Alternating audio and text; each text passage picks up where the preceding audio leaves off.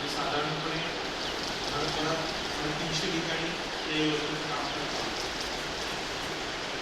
1967 साली म्हणजे साधारण 57 वर्षापूर्वी ज्यावेळेस पूर्ण देशामध्ये मोठ्या प्रमाणावर यांत्रिकीकरण सुरू होतं, औद्योगिकीकरण सुरू होतं, अशा वेळेस लोकांना मोठ्या प्रमाणावरती रोजगाराची गरज आहे.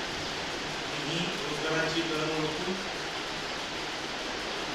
वरळी या ठिकाणी 1967 साली श्रमिक विद्यापीठ आणि हे श्रमिक विद्यापीठ भविष्यात 2002 पासून जनशिक्षण संस्थान या नावाने देशभर काम करायला लागले आणि त्यावेळेस मनुष्यबळ विकास मंत्रालयाच्या मार्गदर्शनाखाली योजना काम करत होती.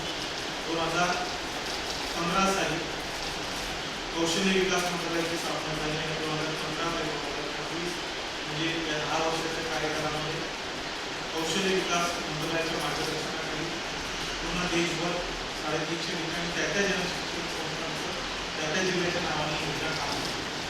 आपला जिल्हा कोणता आहे?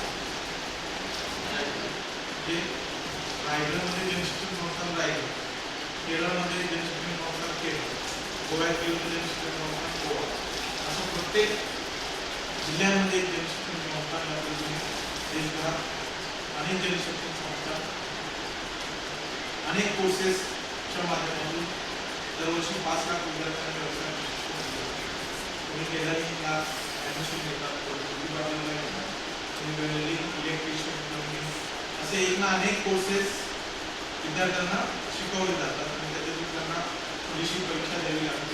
परीक्षा झाली की त्यांना गव्हर्नमेंटचं भारत सरकारचं प्रमाणपत्र मिळतं, ज्याच्यावरती भारत सरकारच्या डेप्युटी सी असते. देशातलं सगळ्यात मोठं सर्टिफिकेट ज्यावरती जनशिक्षणाचा लोगो आणि स्किल इंडियाचा लोगो असतो, असं एक सर्टिफिकेट त्या निमित्ताने तुम्हाला कोर्स पूर्ण झाला. ठीक आहे.